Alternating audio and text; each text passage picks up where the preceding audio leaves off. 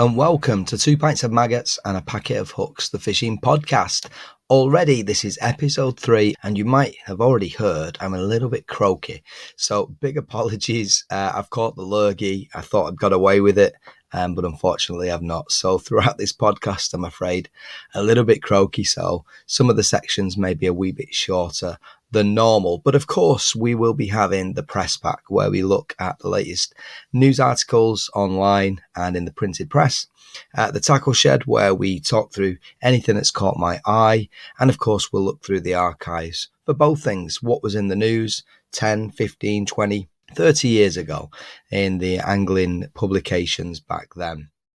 But for the big chat, the big piece, which is ever so popular with the listeners. It's with the brilliant Adam Richards. Adam Richards, the youngest ever Kamasan Matchman of the Year winner, and multiple finalists in big finals. So a must listen for the match angler. Really, really enjoyed it. Sadly, I was even more croakier than I am now. So I'll let Adam do the talking. But let's get cracking and let's dive into the press pack.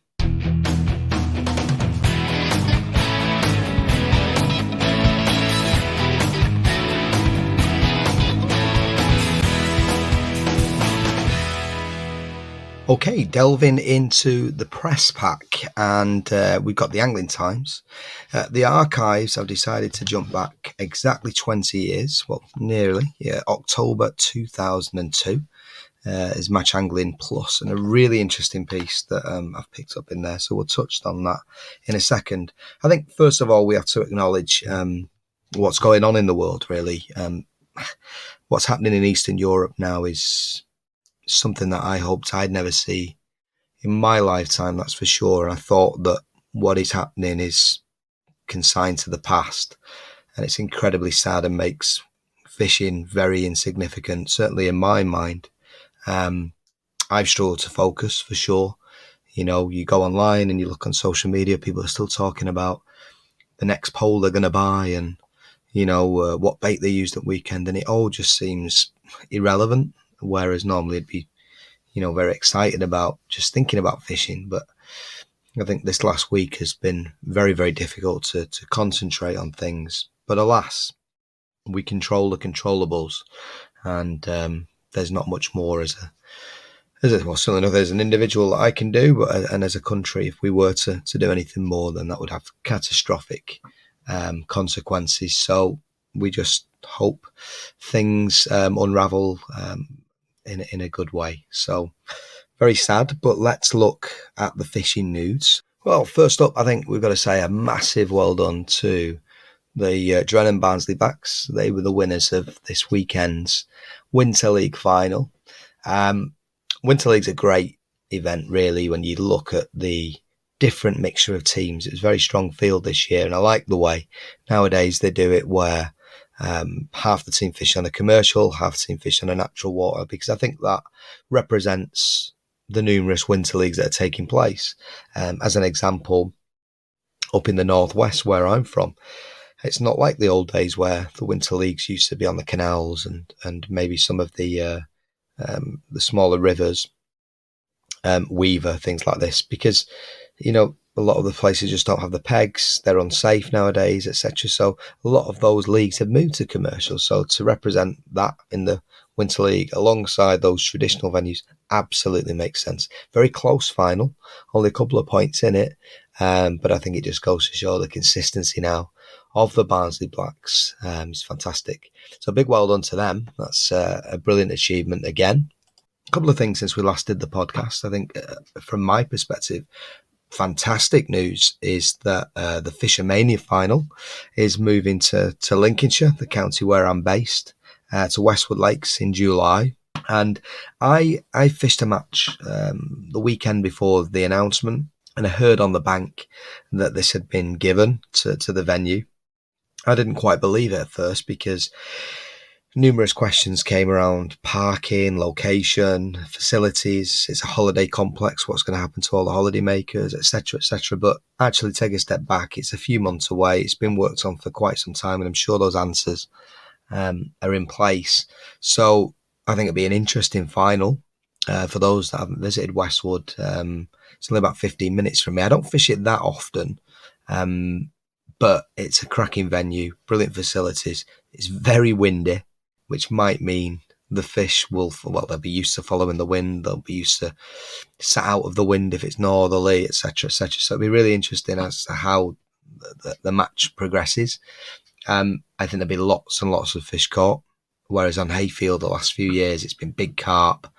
It's going to be more probably F1 fishing, probably lots of barbel, a lot of shallow fishing. Could be some good feeder fishing to be done as well. If you get them lined up on the feeder, it can be a quick method. So really excited for the final Fish O Mania. I'll certainly be trying to get to that myself.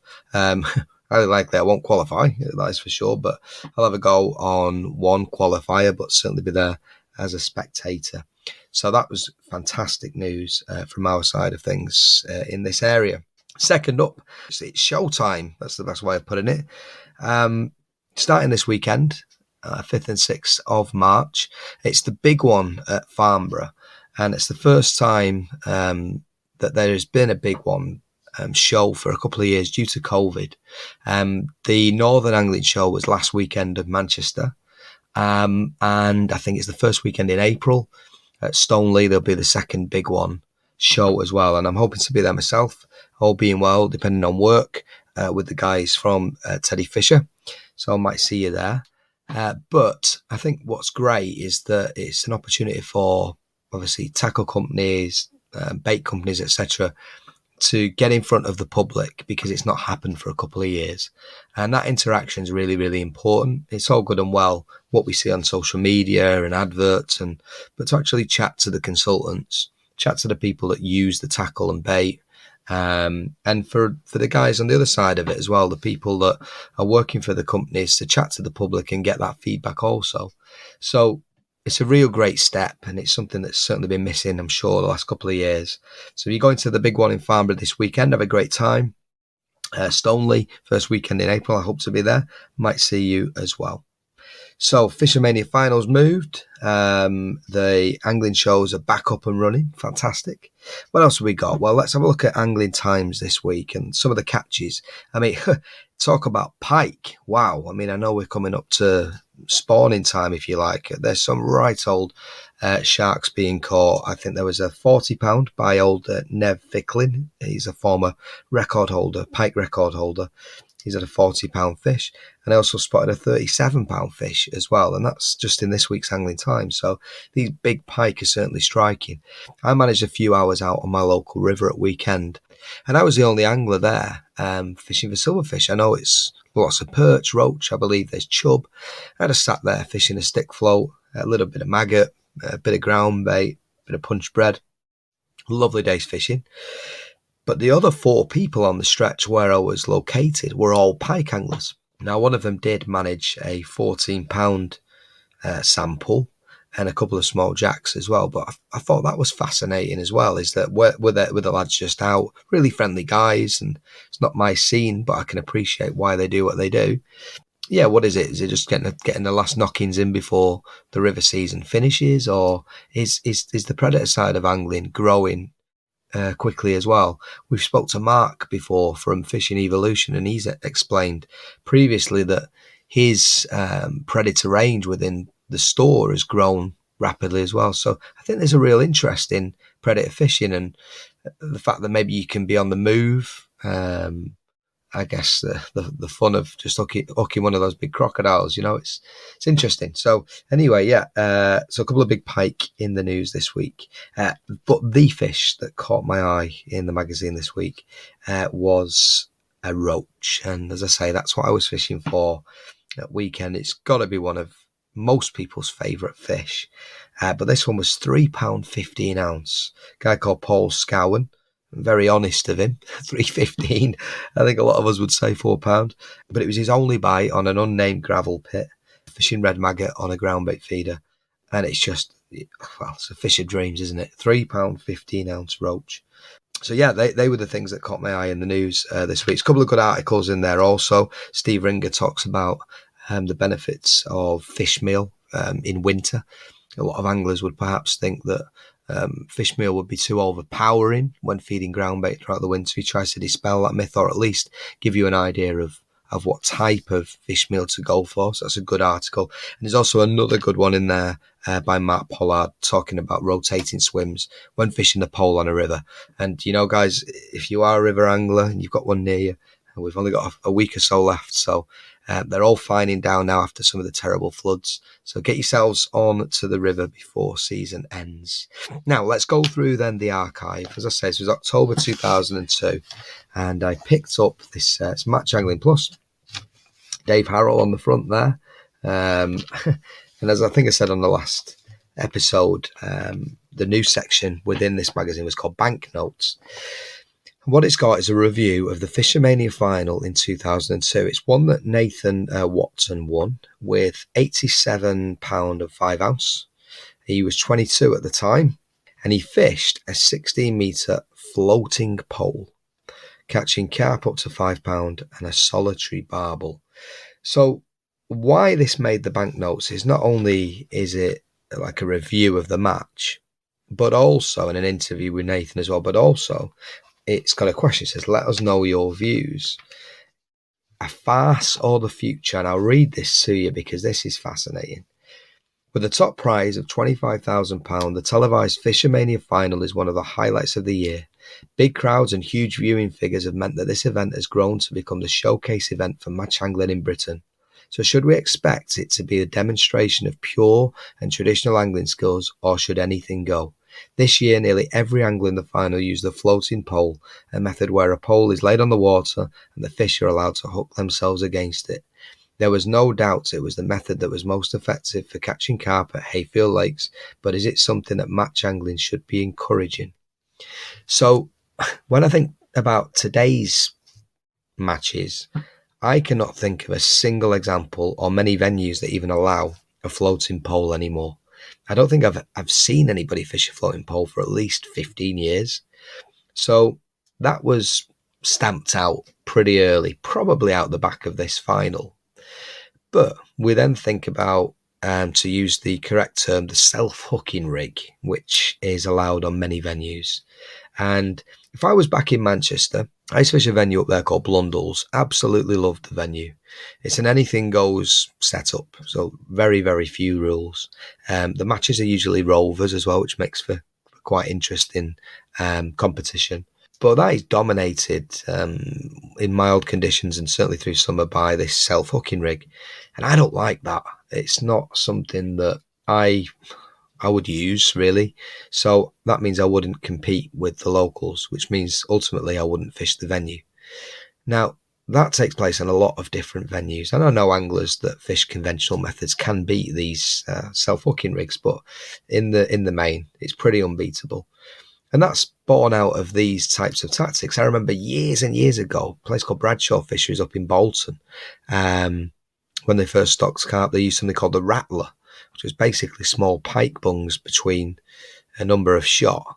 And you'd flick that in on a top kit or on a strong whip, feeding sloppy ground bait over the top, and the carp would come in and hook themselves against the buoyancy of the pike bung, and you'd hear it rattle, hence the name. And people like Vinnie Smith and Mark Addy, people like that, were putting together, 50, 60, 70 pound of these small, freshly stocked carp, 2 or 3 to the pound. And again, was that a fair way of doing things? I don't know. I don't really have an opinion on it, to be honest, but it is what it is. These things have evolved over the years. But the reason why I pointed this out was that 3-time world champion at the time, Alan Scotthorne, comments, and he says, I thought that this year's event was a pretty poor reflection on our sport. Methods like the floating pole require little skill to fish because the fish hook themselves effectively. It's a bolt rig. I think that in a spectator and TV event like Fish O Mania, we need to promote and show off our sport. And this year I felt it didn't do this because the actual methods being used were boring to watch. He then goes on about various other points of view. Sky Sports at the time said, from our point of view, this year's competition was an excellent event.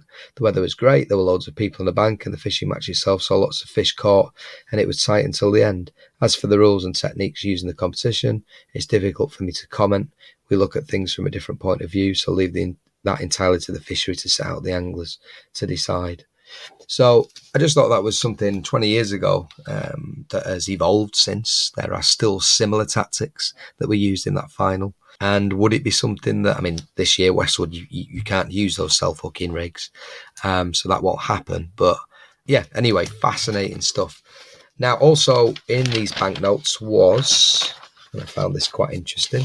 Now, I like to say I'm a bit of a student of international fishing. I always follow how England have done over the years, and I get super excited when we've had ex-world champions on this, doing the big chat, etc. And it still excites me now.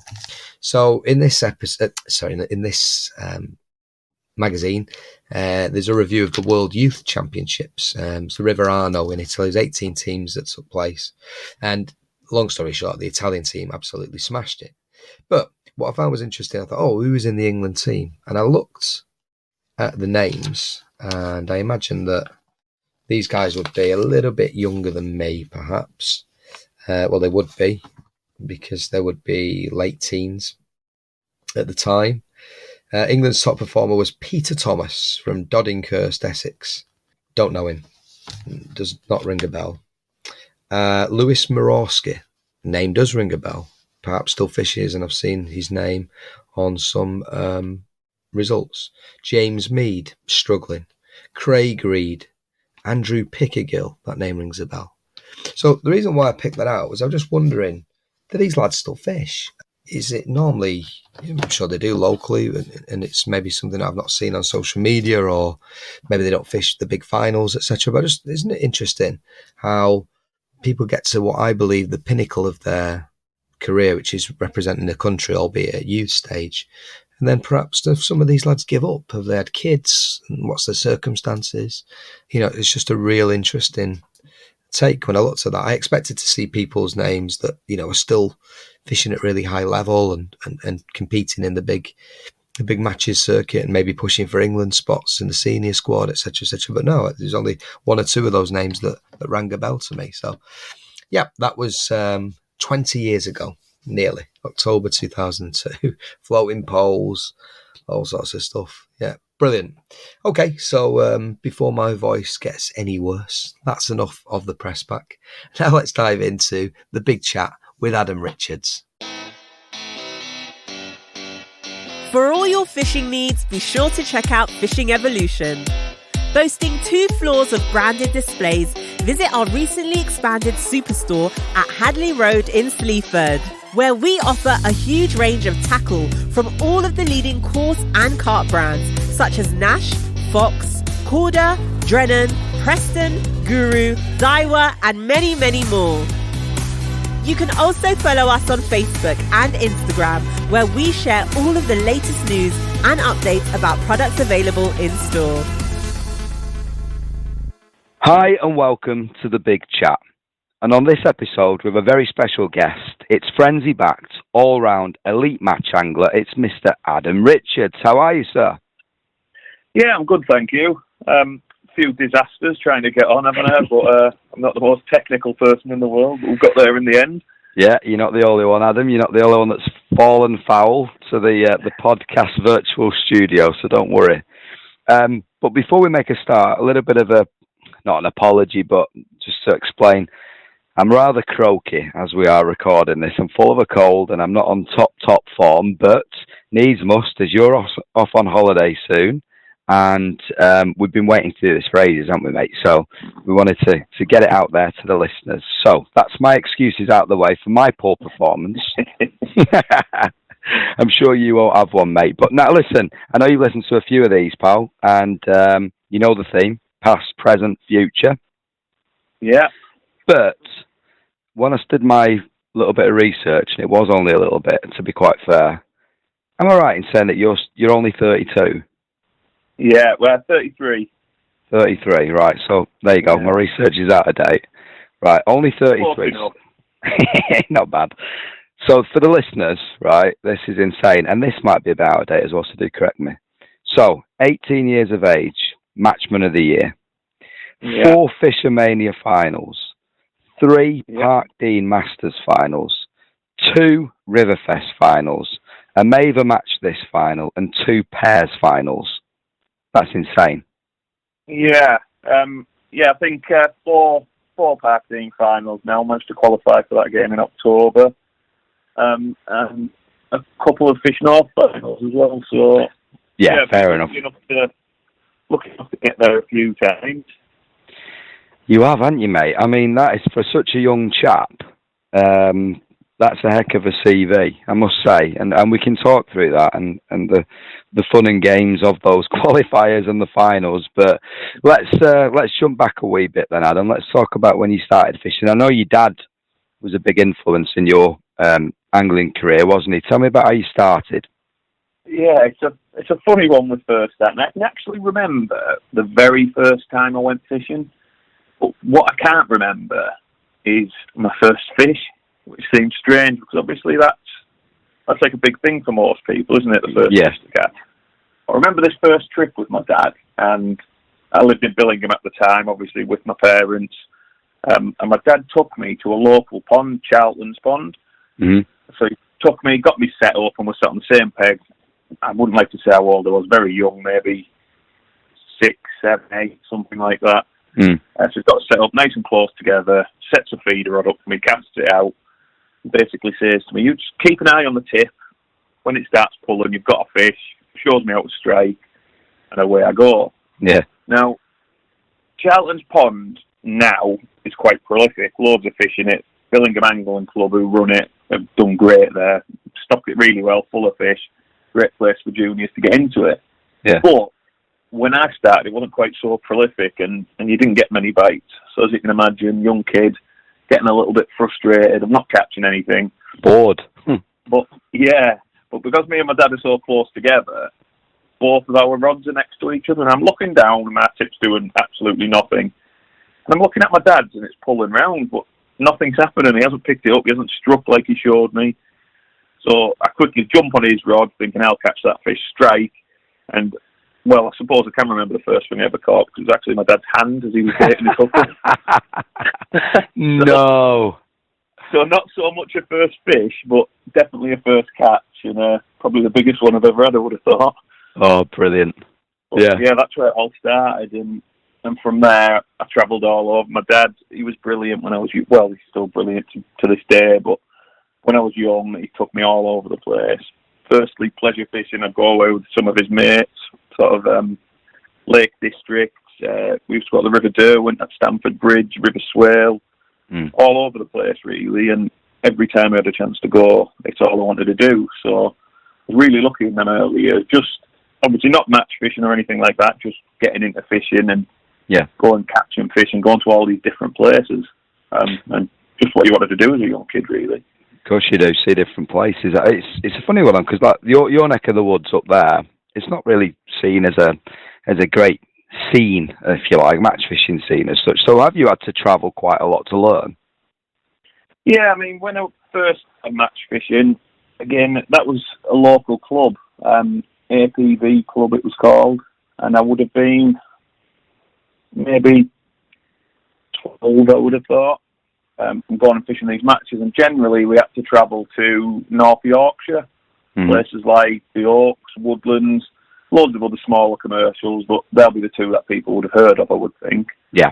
But sort of around our area, which is maybe 35, 40 miles further north than that, wasn't really anything. Obviously, there's Charlton's Pond, which I mentioned, where we went pleasure fishing, a few smaller lakes, but nothing really of a match fishing type of venue. So that's where we used to travel. We used to travel to Yorkshire, and it's not as bad as what some people have. You know, you hear a lot of people who have to travel hours to go fishing. That was sort of 45, 50 minutes generally. So not a million miles away, but it seemed a long way at 12 years old, sat in the back of a van with 3 or 4 blokes travelling there.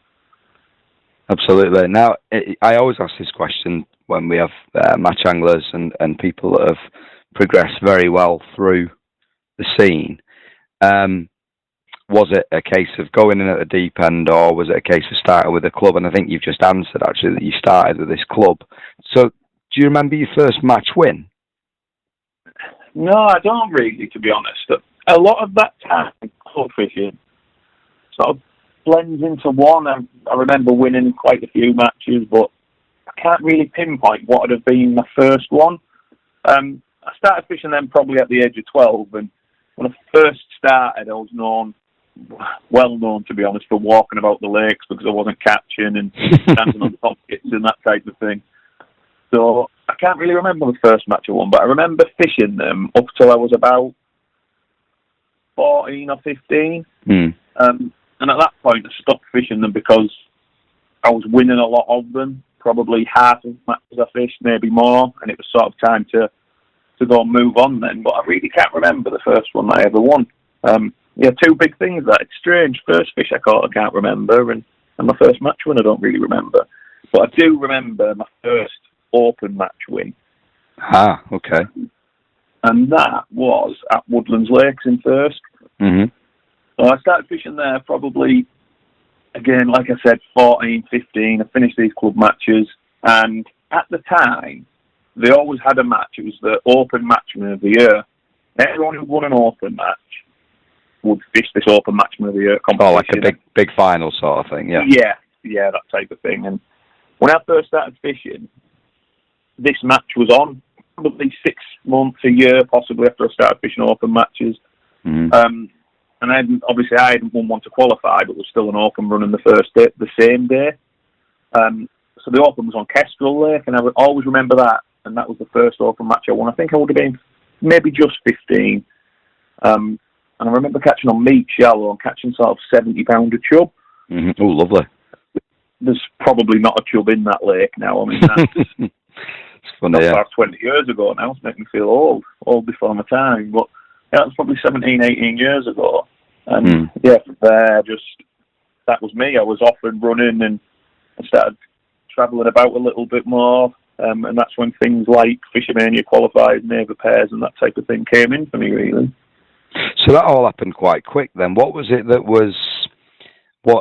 got you up to that club level, first of all, where all of a sudden you started beating the club lads, and then you knew it was time to step up? Was it who was teaching you? Was you learning as you went through and just picking things up really quickly, or did someone have you under the wing, or was it your dad, or how did you get to those two levels so quick? I think the biggest thing was the love for going fishing, and all I ever thought about was fishing. Yeah.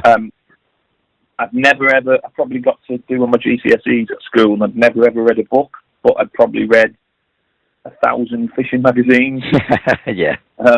Obviously, things like Facebook and that type of thing weren't probably about then. You weren't looking on a computer to look for that type of thing, but you could read magazines, and I'd read the same ones over and over and over again. And I remember having stacks and stacks of them under my bed, to the point where you couldn't get under the bed to get anything.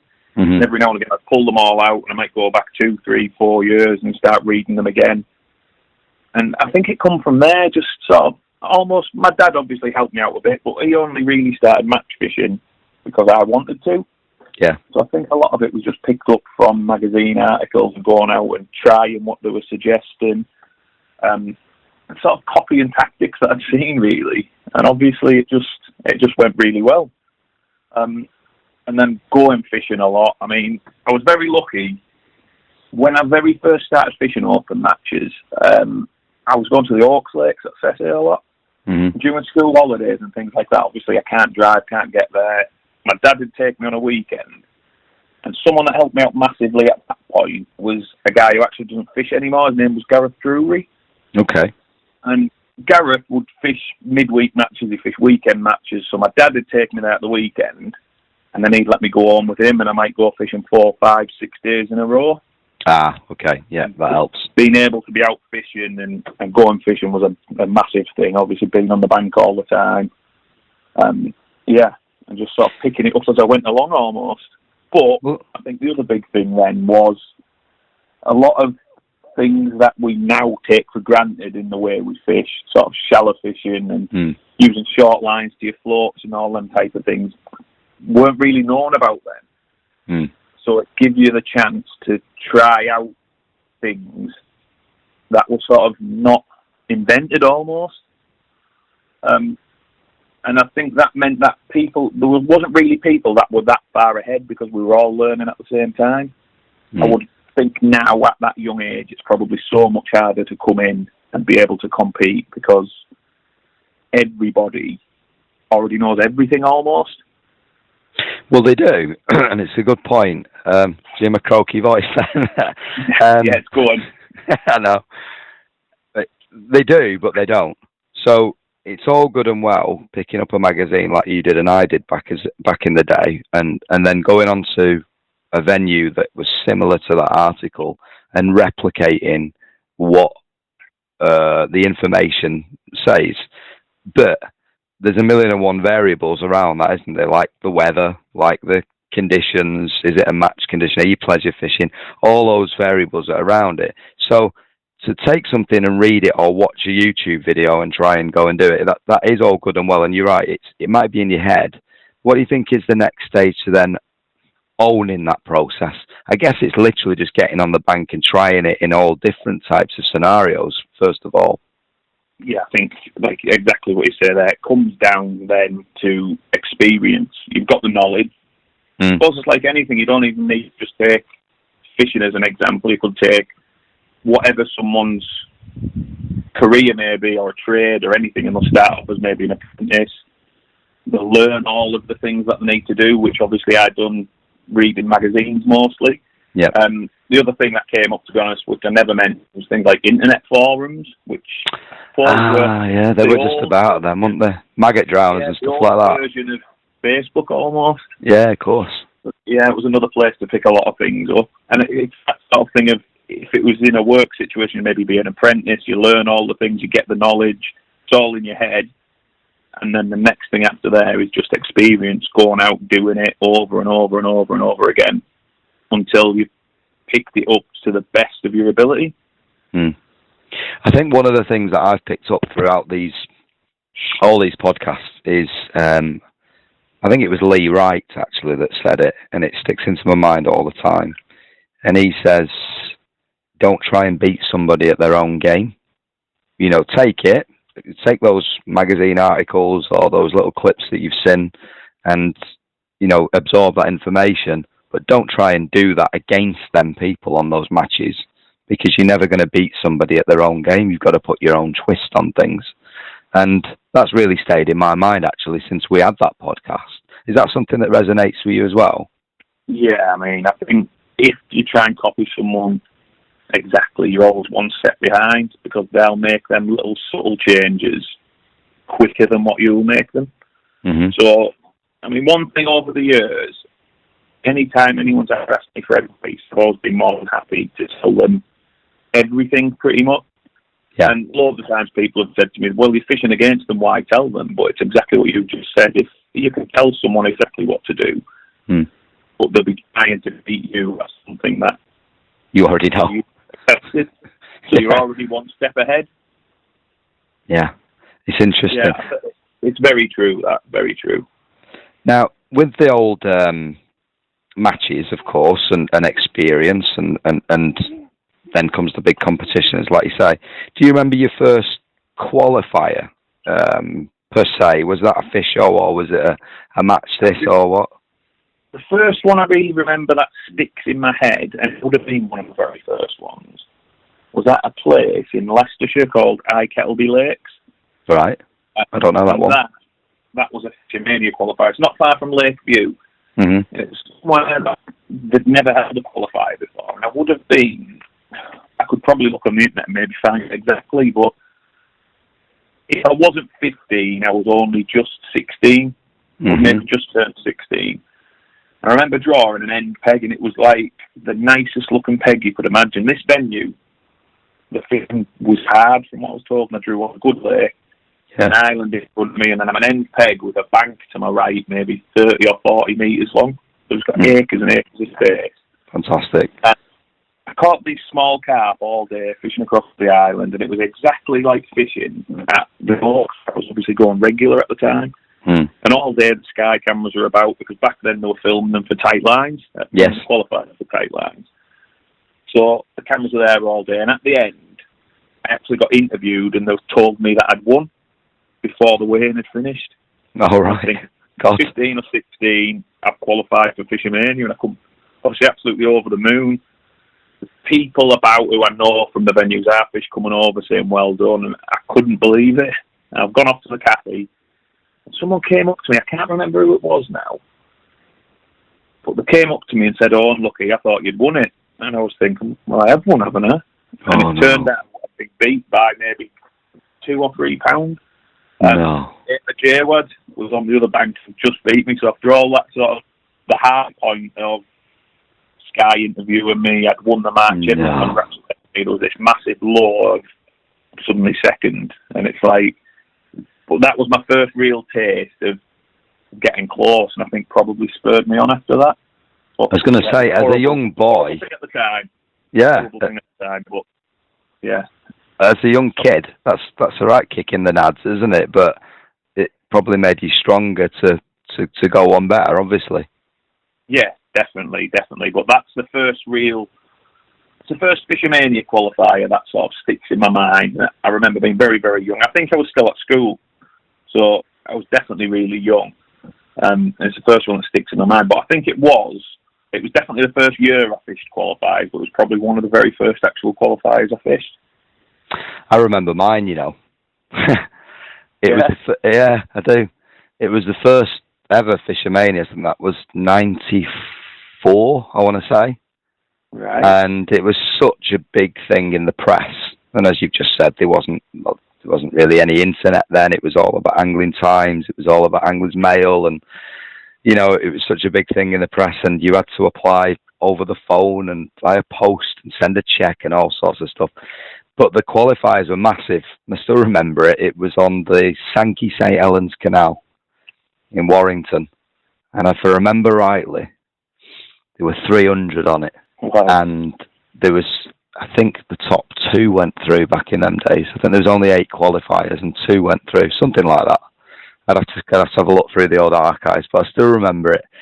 And I remember it so well because I'd won my very first match, a club match as a kid, the year before on that very canal with one tench across on the far bank. So I thought, I'm going to fish it exactly the same. Needless to say, the tactic didn't pay off, and I think I weighed in about 4 ounces. But yeah, it's just one of those things. They're great, aren't they? And I think for the listeners, if you've not got involved, and there's, you know, there can be a bit of a very friendly atmosphere, and it's like a build up, and there's a lot of banter, and obviously a lot of commercials now. I've got cafes, you can sit down, talk to other lads and whatnot. And if you've not fished it, I would say, whether it's Fish or whether it's any of the other big ones now, I'd say give it a try. I know it's difficult now with getting the tickets and all the rest of it, but when they come about, give it a go. And I would say you will remember your first one, as Adam and I have just talked through. Happy days, mate. Happy days. I mean, it's one thing that's been definitely missing last year with COVID and drawn the night before. There's normally a real buzz on the morning of the matches, and there's obviously a lot of people there hanging around the draw, all talking. Are you going to draw well? Are you going to draw bad? Will you have a chance to qualify? And that's been missing a little bit the last couple of years. So I think this year, by the look of it, we're going to be drawing on the morning again. So a lot of that buzz will come back as well. Yeah, no, absolutely. You're right. There's that buzz and there's that sort of feeling about it. And you're right, actually. And I know BT still cover a few bits and pieces like UK Champs, but I do miss those cameras there as well. You know, I think that magazine-type show, weekly or fortnightly, like Tight Lines, is definitely missing. Because that was quite a nice addition to the qualifiers, wasn't it? Yeah, it was. And I remember being young, and like that first qualifier at Kettleby is a prime example. I remember being young before I'd actually qualified for one of these finals. When you knew you'd done well and you'd seen the cameras there, you'd be waiting then the next week for it to come on telly because you could see what they said and what was happening. And it was something to really look forward to, and it's something that is missing now from it. I think so. Previously, they would obviously do the roundup for the qualifiers, and then coming up to the final, you'd have sort of people from Sky who'd come to your house or come to where you work and do interviews, and it doesn't seem to happen quite as much now as what it did back then. But obviously still a brilliant event and still the one that everyone knows. Yeah, I think so as well. See, you was listening out on sidelines to see where you'd come and what the competition. I just wanted to get my face on the camera. I knew it was never going to come anywhere. I always just went for the crowd. Yeah, exactly. Brilliant.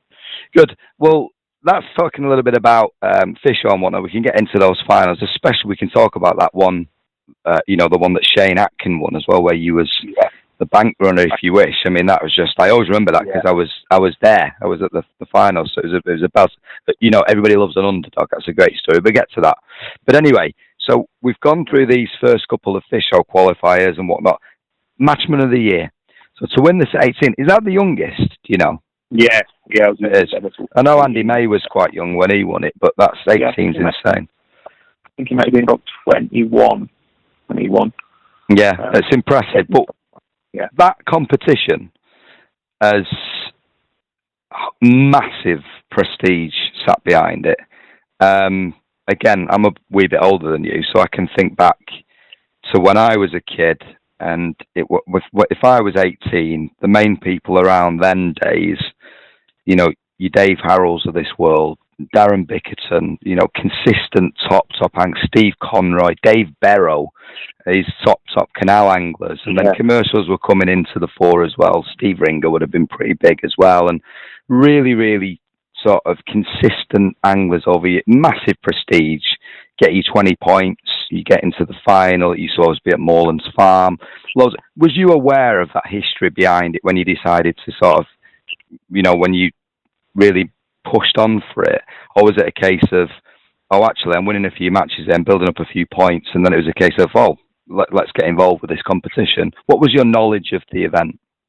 I think the big thing for me, obviously in my area, there was a lot of 50-plus peg matches, and as I was first coming into them matches, it was mentioned all the time. Everyone was chasing after 20 points to get into the British Open. Yeah. So I was all aware of it.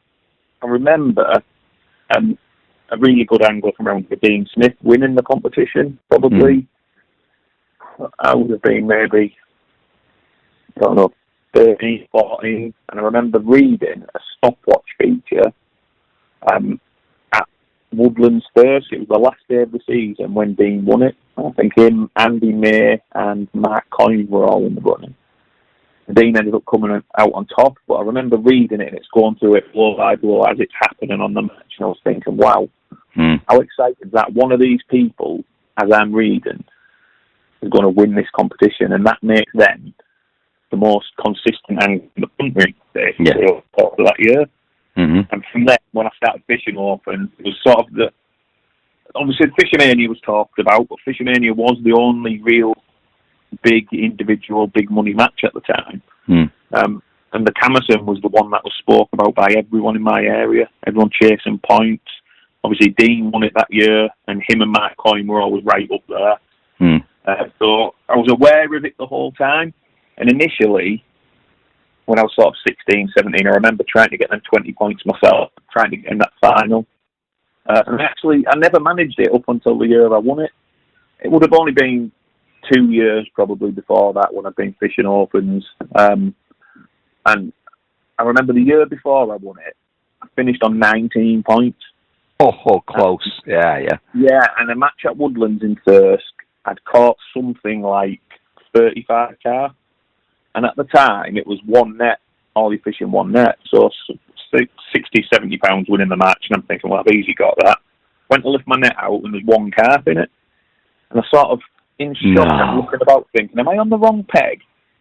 And there was a rick in my net, the full length of one of the rings. And I've lost all the carp, and it would have been enough to frame in the match and give me that 20 points. Give you the 20 points.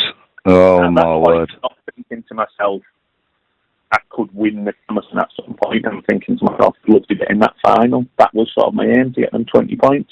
And obviously that year would have been my first chance had it not been for that ripped net. Wow. Another close but no cigar story. Yeah, another one. There's been a few over the years. I was going to say, unlucky Adam. Yeah, a lot of them. But I've had my luck as well. But you've got to be in that position to for these things to happen. You know what I mean? You've got to be putting yourself out there and doing the business for these unlucky things, and it has to equal out at the end of it. Crikey, what a nightmare. Well, I mean, it's an interesting one, because obviously it sort of folded a few years ago, and I think the last winner was probably Lee Thornton, I guess. Yeah. So you go on these, like say, forums and pages and whatnot, and people often say, do you think that this could be reinvented? Well, of course it could, but it's just the format of how we're going to do it. 50 peggers are few and far between nowadays, so that would have to be reduced. I think it might have been 30, 35 towards the last couple of years. Where would an open be? Would it be a natural? Would it be a commercial? Could you do a bit of both? Could you have a day on one, a day on another?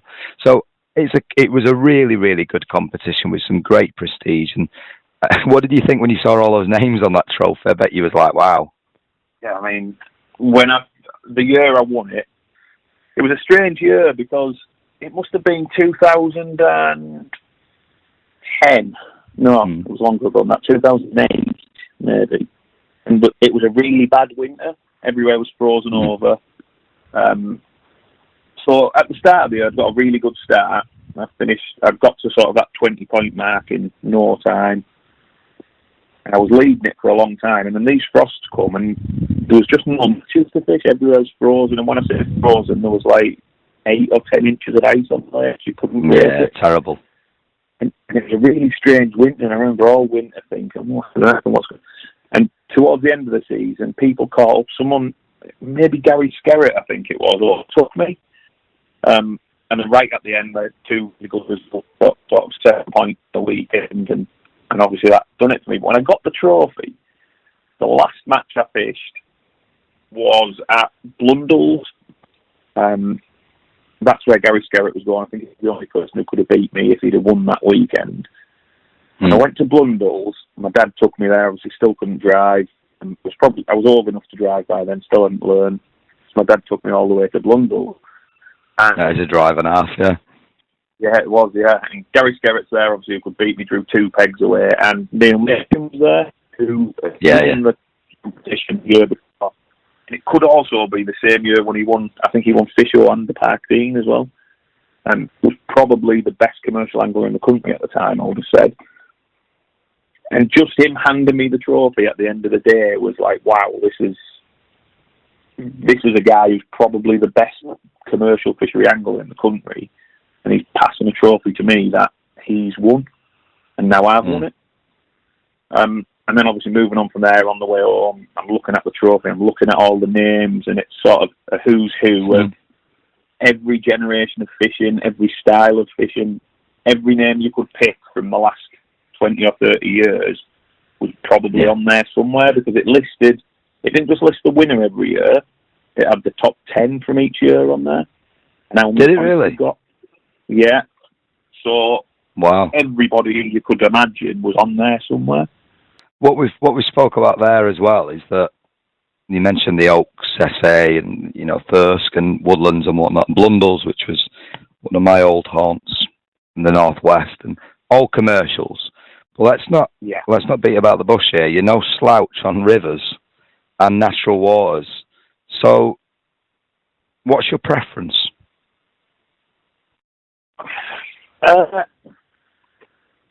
It's hard to say. To be honest, I absolutely love every style of fishing. If I could only do one thing for the rest of my life, it would probably be running a float down a river and catching chub. Yeah, but that's probably not the best style of fishing for match fishing, because first of all, them matches are really, really peggy. Second, there's not that many venues. Obviously, commercials really do lend themselves to match fishing now. It's easy for everyone. Preparation's a bit easier. You don't need as much gear. Walks are better. Facilities are there. So, yeah, I love both. I mean, last year I didn't fish any river matches last year. But I'm doing a few this year and sort of get back to it. So I wouldn't really say there's a massive preference. I like to mix the two up a little bit. And previous to last year, I had a real good go at Riverfest. For sort of 2 years, qualified to the final both times, and loved going to all these different river venues I've never fished. And it was probably a bit like my old original days of Fish O Mania, going to new venues. When you go to them qualified now, you've generally been to all these places, but it was like starting it over again. And I went places like the River Weaver, the Avon, went on the Trent, where else did I go? Oh, I can't think now. So the Saw, loads of venues I've never seen, and different bits of rivers I've never seen. And makes it exciting again, doesn't it? Yeah, brought a bit of excitement back and a bit of mystery, a bit of intrigue. Obviously, it's a lot easier to find out the information you need these days because with things like Facebook and YouTube and everywhere's got a website. But yeah, it was really good. Really enjoyed them couple of years doing something that little bit different and learning a lot of stuff as well. No, 100%, and it is it used to be, I guess, a real separate scene. I always thought, you was either a natural river angler or you was commercial, but the more I look into this, the more I started fishing natural waters again, and I'm starting to see more and more crossover, whether it be commercial anglers that want to give rivers and canals and big reses a go for the first time, something different, mix their fishing up a bit, or whether it be those anglers that swapped over to commercials years ago because of all the poor parking, the long walks, the no toilets, and as natural venues have got better with facilities, anglers are mixing it up a little bit more as well. So you're starting to see the same faces across the different types of venues as well. Have you found anything similar to that? Yeah, obviously you do get some people who do nothing but fish natural venues, and you get some who do nothing but fish commercials. But of course, definitely now a big mix who do a bit of both, and especially looking at things again like those big qualifiers. You'll see people, and Andy Powers jumps out straight away, who's qualifying for big money commercial matches. He's qualifying for Riverfest, Feeder Masters, obviously doing them all. And there's a lot of people who are on all of them different scenes and drifting back and forward to each one. One thing I would say is those couple of years I spent fishing a lot more river matches. It's definitely become a lot harder to win on commercials because you going away from a venue that's changing week in, week out to go and do something else and go back again and try and beat people who are doing it every week. And I definitely felt like when I was trying to do both a lot, the commercial side of my fishing probably did suffer a bit. But that being said, I did really enjoy it. So, I mean, at the end of the day, we all want to be winning, we all want to be doing well, but the first thing is enjoying what you're doing. Yes. And them 2 years were probably the most enjoyable years I've had for quite a long time. It was all new and it was all different.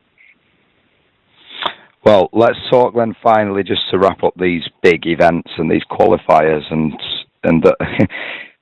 we've had obviously a lot of these guys on the podcast have been big money finalists or winners or whatever, and it's always quite interesting to get in the mindset of not how to qualify, but just, I mean, I think I used the word when I spoke to Harry Bignell about his work. So I think I'd literally, I'd shit myself. If I got in one of these big finals, I'd genuinely crumble. I don't think I've got the minerals to sort of, especially with cameras on and stuff like that. So the mindset I find really interesting. But these Park Dean finals as well, that is an ultimate test, really, you've had to finish really high up in a festival as it is to qualify.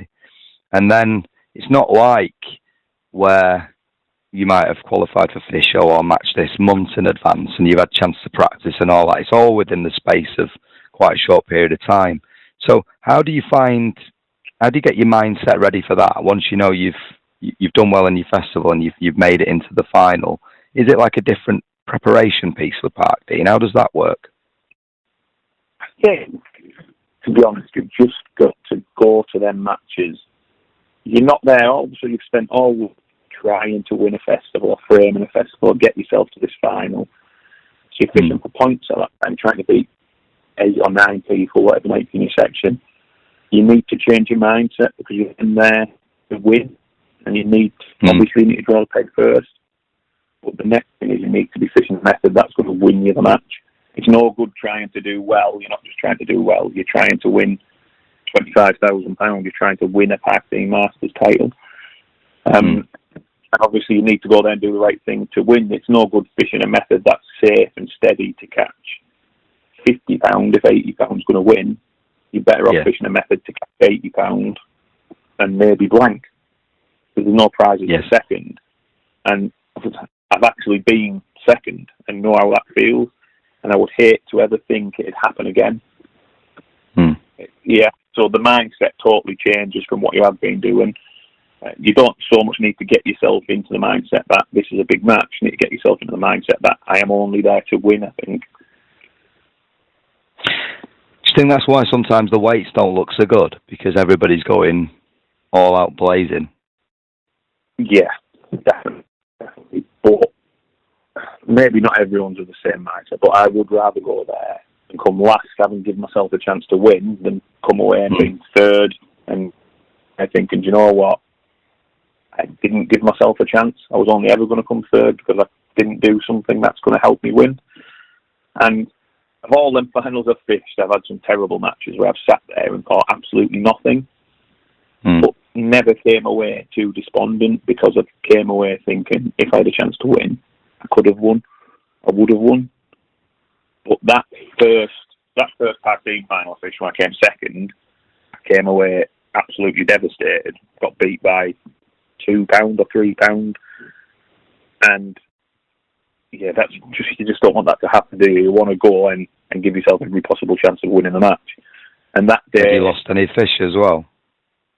Yeah, I had a bit of a problem at the end with the sun. The sun came out and I couldn't see my float. But when it slowed down, I was catching F1s or Carassi or shallow. And when it slowed down, I messed about for a little bit and I tried to catch them on the bottom. And in hindsight, I was never going to win. Trying to catch the bottom, I was just trying to keep putting fish in the net. And I should have just stuck to my guns and kept doing what I was doing and just kept nicking and one. And I'm sure I could have won. So that's sort of where it's almost, it can be detrimental setting up things that aren't going to win you the match. So if I hadn't set a rig up to fish on the bottom, which I was probably never going to win doing, maybe I would have won. Yeah, difficult one. And I know what you mean about this, the leaving the match and thinking shoulda, woulda, coulda, because your old mate Nick Speed, I think he said on his podcast that out of all the finals that he's qualified for, he's only really ever felt that he had one, maybe two opportunities where he could have won. You know, the rest of the time it was like, I've done myself justice. The peg wasn't great, and all the other reasons. You know, you wouldn't beat yourself up about it. So that's good, like you say. Is like if you went away and you'd killed yourself because you break yourself, your match down from start to finish. Should have done this, should have done that. It's just not a great frame of mind to leave, I guess. But no, it's interesting. Well, let's talk about the final then of Shane Atkin. What are we talking now? 2011, 2012? I can't remember the exact year. Yeah, it'll be probably 2011, I would think. Yeah. Time ago, looking back. Well, yes, over 10 years ago. So let's think, because I remember being there. I mean, Cudmore's a good venue because everyone has a great view and all the rest of it. Wee bit peggy, depending on the wind, all the rest of it. But you've been there, you've done it, you've been in these finals, and you sat with a mate of yours that, you know, I'm sure he wouldn't mind me saying himself, he wasn't one of the favourites, he wasn't one of the most well-known. What did you bring to his performance that day, being his bank runner? The big thing, I think, Shane used to do really well at places like the Oaks, fishing sort of light elastics, light lines, tapping up, being a little bit negative, but it suited the venue. And I remember I was going practicing, and I'd put some elastic in his pole. I was with Browning at the time, and it was like some 12 to 14 hollows and blue stuff. I put that in his pole for him, and we're fishing Cantonese Darvel. And I jumped in his gear and had a go. And when I hooked one, I pulled it so hard and netted it, and he sort of couldn't believe it because he would never have like that. Yeah. And I think he came away after our practices and he'd become so much more aggressive. And I think that probably stood him in real good stead from that point of view that I spoke about of you're there to win. So you need to have that little bit of aggression and that little bit of positivity about what you're doing. But we had some real good practices and we caught a lot of fish, fishing a long pole with worms. But the one thing we caught loads and loads of fish on was bomb and meat. And that was obviously what he won on the day, pretty much. I think he caught a few fish on the pole early, but most of it was on bomb and meat. And I think probably just having someone next to him to sit and talk to and take his mind off it a little bit, because he was a little bit nervous, and I think there was some shots on Fish O Mania of him trying to hook bait, and he was shaking a little bit. And that's what I'd be like. Yeah. When you're chucking a bomb out, you're sitting and waiting for the rod to go around. I think just having someone next to you to sit and talk to and take your mind off it a little bit's a big thing. Yeah, but yeah, that makes sense. I remember sitting there with him, and he was pretty much winning all the way through, to be honest. He had almost the perfect match. He just kept catching fish, kept putting fish in the net, and come the end of the match, he probably came away thinking it'd been the perfect day, couldn't have went any better. Pretty much led start to finish, kept putting fish in the net, and never really had anything to worry about. I think Simon Christian started catching him up towards the end, but he had such a good lead already. He was sort of away and winning it. And I remember sitting there with maybe 10 minutes to go, and he had the biggest smile on his face you could ever imagine. I sat thinking to myself, wow, he won it. It's like, again, it's one of them things where it's just sort of surreal. It's the biggest thing in fishing. Oh, it was I would still say it is now, but it definitely was at the time. And he sat there just about to win it, leading on the board, knowing he's got a fish in the net and no one can catch him. And it must have just been, it was an amazing feeling for me, sat there next to him, so I can't imagine what he was feeling. And then, of course, that then gives you even more confidence to keep trying and trying, because I guess, you want it to be you, don't you?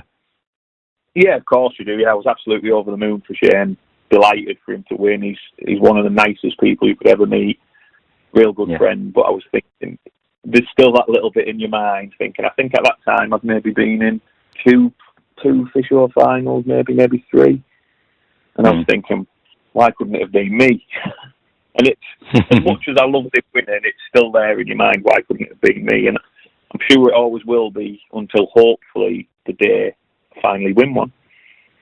Well, there's plenty of time on your hands, that's for sure. And I agree. I mean, I talk about, talk about all the big money finals on these big chats, and for me, I think Fish O is still by far and away the number one. And I think the speed of the tickets this year were sold out justifies that as well.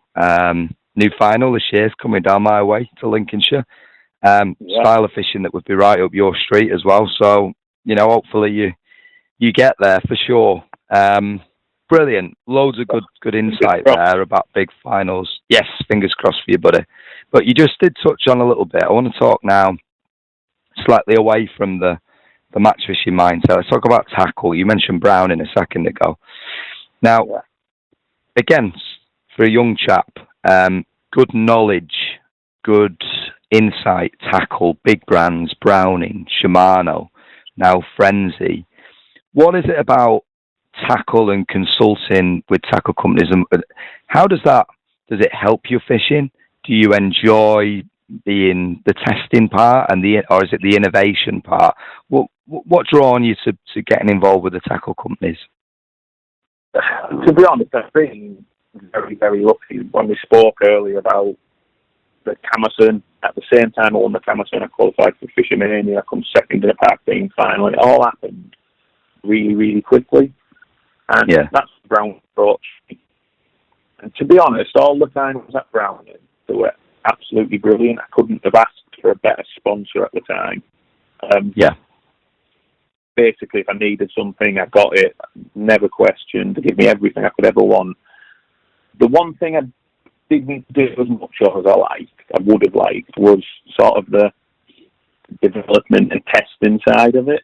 And I think that's partly down to the fact that we've got people in Germany doing that, and it's obviously hard for me to get involved because I'm in a different country. Yeah. I was still it's an incredibly big company, isn't it? Yeah. Yeah, massive. And obviously I'm still young, especially when I started. I was just 18. And eventually that's what led me to leave. I did do some testing of products, some rods, and got involved and did give my opinion quite a lot, but not to the degree that I wanted to do. I really did want to be involved. If I was using a rod, I wanted to know I'd had the input into that and I'd got it exactly how I wanted. And as good as they were, and they were brilliant, and I could never have one bad word to say about Browning, because I couldn't have asked for someone better to support me in my fishing, but I just didn't quite have the role that I felt like I wanted to have. So when I left them to go to Shimano, that was the real reason behind it. I was going to be more involved. They were relaunching the brand at the time. Well, not relaunching the brand, trying to bring the brand back to life, I would say. There was a new range of... re-energising. Yeah. Re-energise it, exactly. The new range of rods had just come out, which were brilliant, and there was all this other tackle to follow, and obviously the big thing as well, I was going to get to work alongside Nick Speed, who is not only sort of a friend in fishing, he's one of my best friends. So that was another real plus point. It never really worked out how I wanted. Probably a lot to do with, I guess, the pandemic, and things just were never quite how I wanted them to be. So after all that time at Brown, and 12, 13 years, I think, I went to Shimano for 1 year and I was leaving. Again, same thing. It wasn't so much, it was nothing to do with tackle or anything like that, but I wasn't doing what I wanted to be doing. So when Frenzee came and approached me, that was totally different. The role that I've got is totally different. Not just there as a contact, where I'm getting involved with everything from media to product meetings and testing products. Oh, hey, I know. Your dulcet tones on those product videos is very impressive. Hey, yeah. Well, just before you go any further with this, my voice again. Let's explain to the listeners what's gone on here, because Frenzee is not Frenzee per se. So for those listeners that are unsure or unaware, when you think Frenzee, the old Precision was part of their brand, and that was when they were a Welsh outfit. That was a few years ago, and you know, they come out of a few different bits and pieces. But since then, Frenzee now is owned by the Cypher Group, and under that umbrella of the Cypher Group, the likes of Tracker, Aqua, I'm sure there's a few others that you can mention. So it's a totally different company. Signet as well, yeah. It's a totally different company to what maybe some of the listeners think about Frenzee. So just to what you're saying is, when a company's been bought out and wants to relaunch and says to you, look, you want to get involved with tackle development, you want to get involved with the media side of things, we've got anglers like Paul Yates, we've got Barry Zimmerman behind the camera, and all, do you want to get involved? You know, absolutely, I see where you're coming from. I just want the listeners to understand that the Frenzee they might be thinking of, which was a brand that sort of faded away, has now completely been relaunched. So I guess that's part of what you're about to say. Yeah, exactly. So when Frenzee approached me to join, or Cypher approached me to join Frenzee, it was basically a brand new start, not just for me, but for the company as well. So all the previous products, and some of them were really good. I'm not going to say all of them were discontinued, but a lot of that discontinued. It's almost like we're starting a new company again under the Frenzee name. Now, there might be some products that were very good and that people want that may be relaunched, but we're looking to sort of develop a full range of tackle now. Everyone from your first time out pleasure angler all the way right up to your top flight match angler. Now, that obviously isn't going to come tomorrow. It's a project more than anything. So each year we're aiming to gradually increase the amount of tackle we're selling, the customer base we've got to sell it to. So it's not something where, up to a few people who are one of, if not the biggest tackle company in the world, to go to Frenzee, who people were looking at as the old Frenzee, like you just said. And they found it a strange decision initially, but in the long run, it's probably an opportunity I would never get anywhere else to be that involved, because I'm involved with the company now, right from the very start, basically.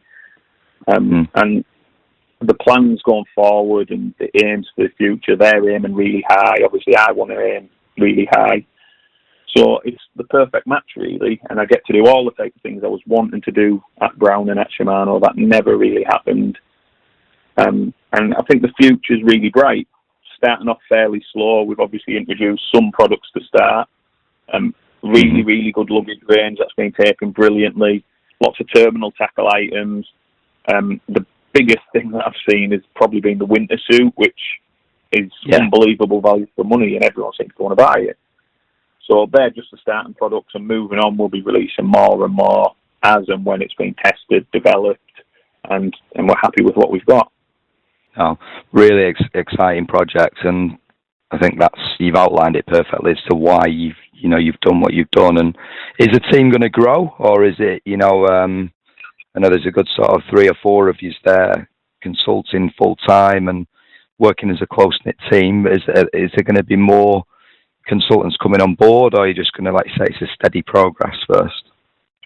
Yeah, I mean, I would think over the years everything will grow, everything will be increased. We'll push on with everything, but it's a slow start. I think you've got to work from the ground up. So obviously that's a question probably for someone else, but I wouldn't think there'll be any massive rush to get anyone else. But long term, I'm assuming we want to grow the brand, we want to grow the company.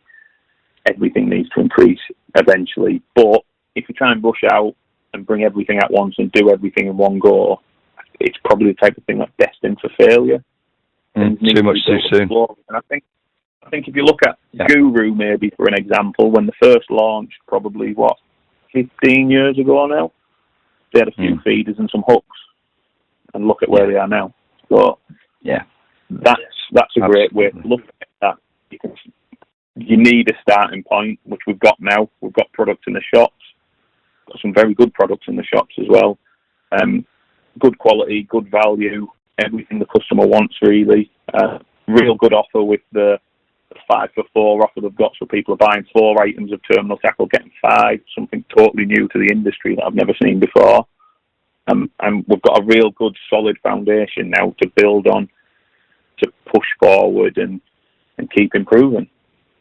Yeah, really good price point as well. And like you said, the luggage looks absolutely bang on, looks like it'll last forever.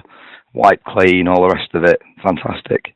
Well, we've come right up to modern times there. We've covered the past, if you like, the big money finals and the development of your angling.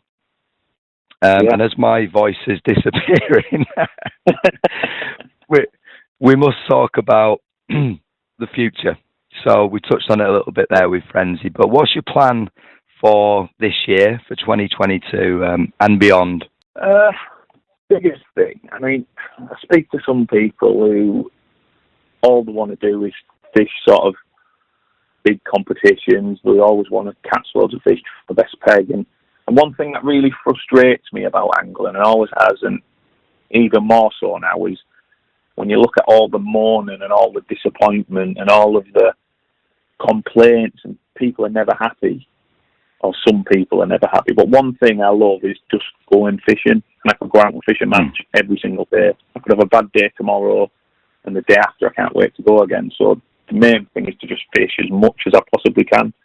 I would go every single day if I could. Obviously, that's not really practical, but if I could go every day, I would. I just love going fishing. But away from that, obviously just going fishing, enjoying it, getting out as much as I can. So there's qualifiers starting any time. So in 2 weeks, I go to Whiteacres for the Frenzee Festival. On the way home from there, I got my first Fish O Mania qualifier at Western Pools. And then after that, I got a load of tickets. I was at work. My wife luckily managed to get me a load of tickets for that. Doing my very best to qualify for that. Yeah, doing my very best to qualify for that. I want to fish some Riverfest qualifiers again. Something I definitely missed last year. I didn't fish any river matches, and I'm not planning on fishing loads, but it's just nice every now and again to go and fish one, break things up a bit, mix it up. So they're probably my 2 big names, Fish O Mania and Riverfest, and obviously anything else that comes along the way. But they're my 2 main aims definitely for this year. First of all, fish as much as I possibly can, and then hopefully qualify for Fish O Mania and Riverfest. Fingers crossed. It's interesting what you said there about the moaning and the whinging, and I don't really touch upon that much on these big chats, because we know that it happens. It's a bit of a taboo, if you like. But what do you think that's fueled by? I think personally there's a bit of social media behind it. As in, expectation levels are raised higher than perhaps the wanted, given the variables that match fishing, such, like I said before, weather, pegs, all the rest of it. Yeah, when you read somebody's blog, if you want to call it that, or posts on a social media, they think they've fished the perfect match. So I think that brings it into it. My other opinion as well is that I think some anglers think they're better than what they are, without being realistic. So there's a bit of that to it. What do you think about this moaning then? Because it's really interesting that you mentioned it. I think there's a lot of factors. I think a bit of it is maybe bravado. People just wanting it's a good to act word. Like, I think they only want to act like they're only happy if they win. They want to be seen as the best. But everybody has bad days, and if you don't admit to the fact that you've had a bad day or you've done something wrong, you haven't made the most of your peg, how are you ever likely to improve? If you can't admit your mistakes to start with, then you're never going to put them right. So I think that's a big thing. I listen to some of it, I see some of it on Facebook or on whatever you might be looking at it on, and sometimes I just look and think, do these people even enjoy going fishing? At the end of the day, the first thing on your mind is you want to go fishing, you enjoy going fishing, and if all you're going to do is come home and moan about it, my peg was rubbish, the day was rubbish, I never caught anything, or I've had £100, it was rubbish. Well, have you even enjoyed your day? Are you enjoying going fishing? Is it for you? You need to come away from the day having enjoyed it. Because if you don't enjoy going, what's the point? I love that, absolutely. And I know exactly, the sort of post you're talking about. When we start seeing about wheel spins off car parks and things like that, you think to yourself, yeah, I don't know whether fishing's for you. Absolutely. Exactly. I think sometimes you've got to accept fishing isn't always a fair sport, and you're not always going to get too many variables. But go out, enjoy your day, and obviously if you win, or we all want to win. I've come away loads of times, maybe a bit annoyed at myself, thinking I've not had that right, I should have won, should have done this, I should have done that. But very, very rarely do I come away and think, that was rubbish, why did I go? I'm not going again. I just want to go home, I was going to say sort my tackle out, but I'm not too well known for that. But I just get home. If I've had a bad day, I want to go again the next day and try and have a good day. It's, at the end of the day, for 99.99% of people, fishing is a hobby and it's something they enjoy doing. And I think the morning side of it really sort of lets it down a bit. It almost sours the day a little bit when you hear someone else doing nothing but moan about how it's gone. It does, and there's, I've just thought of a couple of scenarios actually, where you can avoid that mindset. So, two situations, both the same. You drew next to me once. You won't know this. It was on a Fish O Mania qualifier, and we was on Partridge Lakes, and we was on the Ribbon Pool, which is a little tiny one just behind the cafe. Oh, I remember that, yeah. Yeah, we haven't got much of an help on there, to be honest. Yeah, exactly. You drew the really bad bit as well, which never gets any sun. Anyway, the point is, I fished away, enjoyed my day. I think I had about 30-odd pound of hide or whatever. And I think you fished for about an hour, realised it wasn't going to be great, went for a bit of a wander, and then come back and pretty much sacked up for the last 2 hours. I think you won your section, maybe. But it's a case of you're not going to spit your dummy out, and you're not going to, wheel spin it off the car park and say, oh, this isn't going to do anything. You just worked out the peg pretty quick and made the most of it, which was the last few hours. And I think another scenario, Kieran Rich, Blundell's, you've just been speaking about before, used to fish there a lot, and we fished the winter. And again, you know what winter fishing is like. Sometimes you sit there for 3 hours and you don't get a bite until sort of 2 PM. Again, he knew that. He'd set up, lash a load of maggots in, go down to the pub, have a pint, come back and then win the match. and he did it. He did it many times. And it's the case. It's that thing, that mindset is that okay, it might not be the greatest peg that I wanted. It might not be. I might not be bagging up from the whistle. But actually, I've got to read this peg. I've got to put the hard work in. I've got to work it all out, and I'm going to make the most of it, whether it's the last 10 minutes, whether it's the full 5 hours sort of thing. So, yeah. I get exactly what you're saying. The big thing to say for that, it's amazing how many times you can go and have a walk or leave your peg for half an hour. And I suppose by model match rules, it's really not something you should do, but obviously it happens. And the amount of times you leave your peg and it's quiet and there's no disturbance and you come back and there's loads of fish there, it's unbelievable. And I think there's a lot to be said for that. I mean, I remember years ago reading articles in magazines going back to that and reading about people breaking the ice at Gold Valley, and they used to break the ice, pot some bait in, bloodworm, joker, that type of thing, and then they'd all go and have a breakfast and a cup of tea and sit and have something to eat and go back after an hour and a half when it's quiet, the pegs settled down from the ice break and there's some bait, and they'd go back and catch 20 and 30 pound of roach. So I think sometimes not being at your peg can actually work really well. And the amount of times people maybe pack up after 2 hours and possibly you've wasted your chance of maybe winning a section or doing well because you're gone before the best time of the match. I think so. I think it's easy. Just go to the loo. Yeah, exactly, yeah. There's times when you're not going to catch anything and it's going to be rubbish and you've got a 3-hour drive home and you might pack up and go home early. But then to sort of do nothing but moan about the fishing, about the venue and that type of thing is probably not really the right way to go about it, I don't think. No, I don't think so at all. Listen, mate, it's been fascinating. We got there in the end. It's been a while in the making because remember, we had the famous Robson Green who upended you, so we had to put this one back. He pushed me out. He pushed you out, but you followed him well, so not a problem at all. Listen, thank you so much for your time and the insight of not only the big matches and all the good stuff and when you was your Matchman of the Year and all that, but the tackle side of things as well, because I think and one of these other elements of some of these anglers, I think that wheel spinning off car parks and all the rest of it, I think a lot of them tend to believe that they should be sponsored and they should have this, that and the other. And actually, you've just given a bit of an insight there that it's not always the way that things work or, the reasons why people get into consultancy roles and things. So thank you for that, because that was a really interesting insight. And hopefully I outlined to the listeners, actually Frenzee is not perhaps who you think it is, if that makes sense. No, so final thoughts. Just one last thing on the Frenzee thing. I think it's my point of view, a massive thing coming up, a real good project for me, real good project for the company, and obviously a lot to come over the next sort of 4 or 5 years. No, exciting times for you, buddy.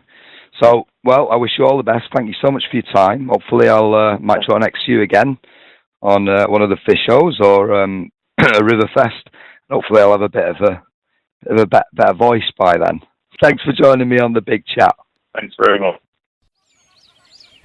Teddy Fisher Baits specialise in the manufacture of fishing ground bait and additives. We combine a 40-year-old proven fish catching recipe and the experience of our skilled team.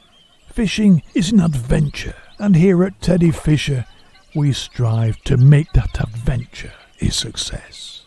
Go to www.teddyfisher.co.uk to see our full range of baits. Delving into our imaginary tackle shed, this week's Angling Times, a couple of different options and a couple of reviews. Launched with a bit of fanfare was a couple of products from Guru as we all await their upcoming pole release. They've gone in with 2 landing net handles, covering different genres of fishing really.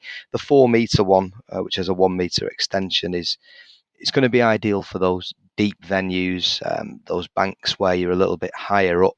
A lot more versatility, I guess, coming in at a reasonable price though of £180. I suppose that's comparative with the likes of a longer Daiwa handle or the Shimano Aero, etc. But yeah, that 4 meter extending to 5 will be very useful for natural anglers, that is for sure. For the more commercial angler, they've got a 2.7 meter, what's called an F1 handle, made for speed fishing, I guess, landing fish quickly, useful for fishing for silvers quickly also. But you're going to need to be on that more, typical commercial venue, swims up to 5-6 foot deep, level bank sides, etc. That comes in at more of an affordable £90. So I've seen a lot of fanfare online. People have bought this already and given it good reviews. So from Guru, that's in Angling Times, the Guru Aventis landing handles. What else have we got? We have a nice piece in Angling Times as well. It's not something that I think of very often, but 6 of the best. This week it's Catapults. Now, everybody has a preference. We all end up with numerous ones that get tangled, unless you've got them in a little catty pouch or whatever. But this covers off Guru, Fox, Preston, Drennan, Coram, and Midi. Different catapults for different reasons. And I think probably not enough thought goes into this. You use a catapult so often, especially as we're coming into spring and summer now.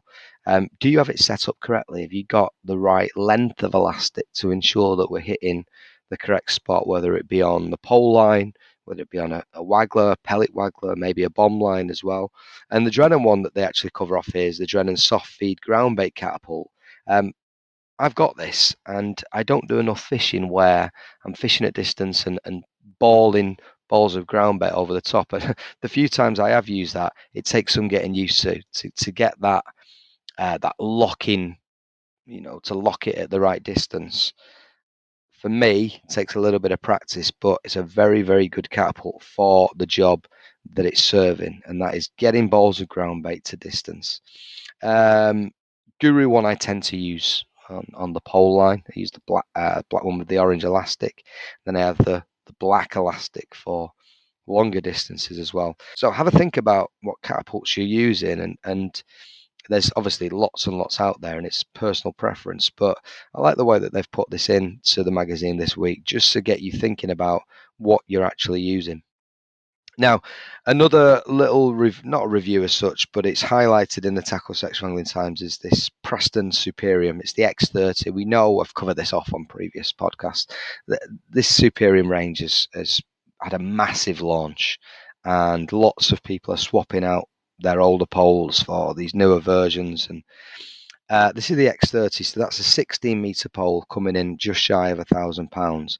And when I talk through the archive shortly, you'll see that what you get for your money nowadays is another world away. So there's a true 16 meter pole, impressive strength and rigidity, utilising the new Superium simplified top kits system. It comes with a dolly butt, a match kit, 2 F1 kits, 2 carp kits, a cup kit, and a Superium hold all. And Angling Times says that we've been really impressed with the whole Superium range, X30 being the only current 16 meter pole on the market available for less than £1,000. That's why we have a live test coming very soon. How fishable it is at 16 meters, I've no idea. This falls into the bracket of, say, well, I guess under £1,000. I'm struggling, but it would be in that Daiwa G50, G90 range, the MAP 501, etc. All around that price point, £1,000 to £1,300, I suppose.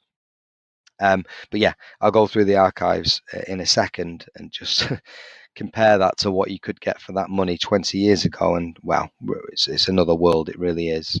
Speaking of Preston as well, they did quite a big launch yesterday on the bank. They did a live piece on Facebook where they were promoting some of the new items that are going to be coming to the market soon.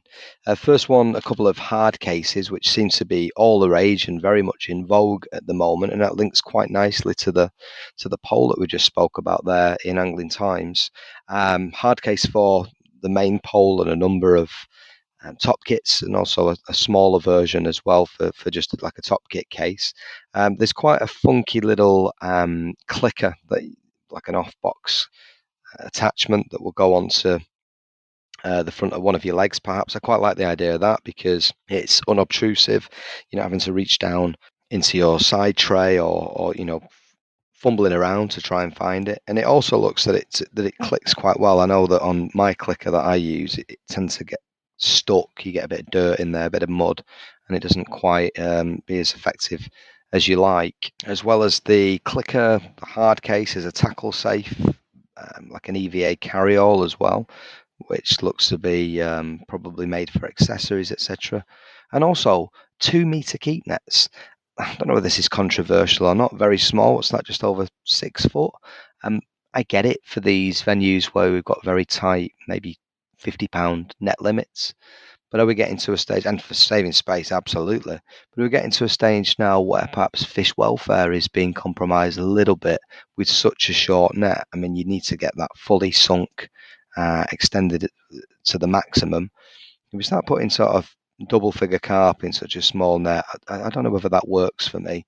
But it's obviously going to be an option. I think silverfish, F1's fine. Big carp on commercials, £50 net limit and a 2-meter keep net. Not sure whether that's the greatest welfare, but that's just me and a personal preference. But I'm sure it will sell well. And I know for a fact the guys at Fishing Evolution have certainly got these products winging their way as they're extending their Preston offerings.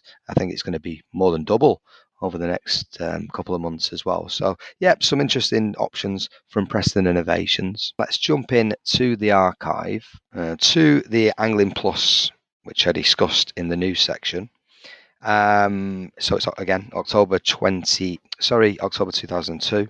The Good Gear Guide is the section of tackle in here, and I was flabbergasted, I must say, at some of the items of tackle that were available 20 years ago for their prices. There's a Maver reactor light feeder system here. Now, this is a multitude of rods in one. It can be fished at 9, 11, 12, 13 foot, 6 tips, etc., etc. But it's got an RRP of £500. Just think of the rods that you can get for that price now. The top of the range Daiwas and Shimano's even in that price point. That is an incredible. Okay, it's a multitude of rods, but you can only use it once at a time. So that is an incredibly priced product, I have to say. Okay, next up, more of a affordable offering from Shimano, Hyperloop medium feeder. This was 50 quid, 12 foot long, 2 tips, aimed at targeting large carp or big rivers. So there was those more reasonably priced products around at the time as well. I was just shocked by that Maver system, I have to say. TriCast Legend pole. So this is my comparison to what we've just talked about with the new Preston poles. So this is the TriCast Legend. Power and finesse is how best to describe this new TriCast pole. Well, long story short, it's 14 meters or 15.7 meters, depending on what you choose. 2 power top 2s, 1 spare match top 3, and a cupping kit and a mini number 3 extension. You get a TriCast hold all as well, and a promotional voucher which entitles you to spare top kits. The 14-meter pole then was £1,285. The 15.7 meter one was £1,505. And again, just compare that to this Preston pole I've just discussed, and the value for money now compared to 20 years ago is phenomenal. It really is. Now, if I jump into one of the larger shops at the time, and I remember this very, very well, it was Chapman's Tackle. Remember years ago you had Bennett's, and Bennett's used to have all these, Bennett's of Sheffield used to have all these packages that you could buy a feeder kit, a match rod kit, a pole kit, and it was quite a clever way that they did things, these bundles. I think Chapman's came after them but did a similar concept. And if I look, there's a lot of Maver gear in here, there's a lot of map gear. That was the map by Dave Harrell, not the map that we know nowadays. So that at the time this was called Midland Angling Products, MAP. Now it's called Match Angling Products, which is obviously it's owned by Leader nowadays.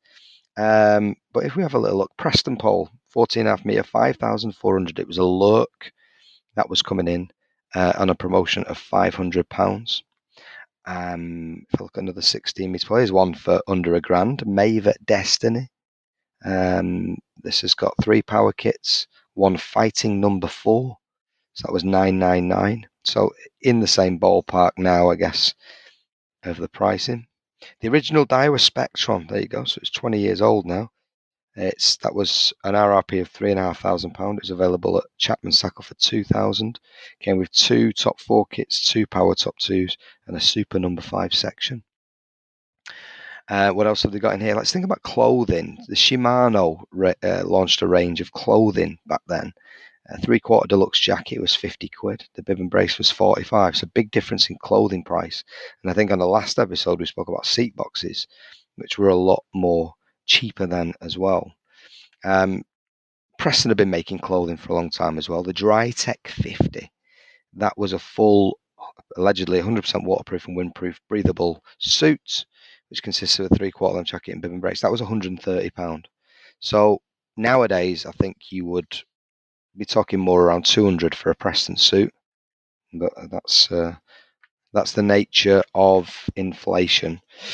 But as I say, inflation in some respects, but I think for poles, rods, we certainly get a lot more value nowadays. Finishing off then, again, voice is still a wee bit croaky, so finishing off with a bit of tried and tested. I recently bought a new seat box. I don't know why. I have a bit of a seat box fetish, I guess. Tend to change every couple of years.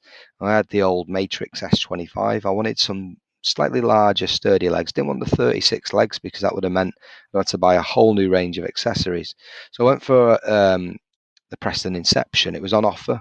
It was Black Friday, so it was November. So I've been using the box now for a couple of months and been really impressed, especially with the storage, especially with its stability as well. I like the fact you've got the 2 drawers. The one thing that I don't like, though, about the box, and whether it's me and I'm doing it wrong, please let me know if you've got one of these boxes and I'm doing it completely out of whack, is the foot plate. The idea is there are 2 little lines that you line up the edge of the platform as you pull it out, the foot plate, should I say, as you pull it out, and you line it up with the 2 little arrows on the edge of the frame. And the idea is that then 2 pins click out and lock that foot plate in place. Well, can I do it? No. I can get 1 pin in, the other side just doesn't seem to lock in. There seems to be a bit of a mismatch. Am I doing it wrong? Have I got a dodgy foot plate? I've no idea. But for storage, stability, I like the handles. The weight isn't ridiculous either. I like the fact that you can pull out the cassettes, so my winders, from the back as well as the front. But it's just that foot plate seems to be struggling a little bit. And for what I paid, which was around $380 in the Black Friday deal, I've been really impressed with it. But that foot plate, just not too sure. Let me know. Maybe I'm doing it all wrong. So that's a little look at this week's Angling Times, what they've got advertised there, tackle-wise, what they're looking at. Taking a look back 20 years ago in Angling Plus, and just a little bit of feedback from myself in terms of that Preston seat box. I must be doing it all wrong. So I appeal to the listeners. Please let me know. A demonstration or something, and the foot plate on the Preston box. So there we go. That is another episode wrapped up. Apologies once again for the croaky voice and the lurgy as I've fudged my way through this episode, but I'm sure you'll agree. The big chat with Adam Richards was more than worth it. What a great guy, very open. Sure, if you approach him on the bank and ask him any questions, he'd be more than willing to have a chat with you as well. So I thank Adam for his time, and I thank you guys, as always, for listening. If you don't listen, there's no point in me doing these. So thank you very much, and we'll catch up on episode 4 of 2 Pints of Maggots and a Packet of Hooks, the fishing podcast.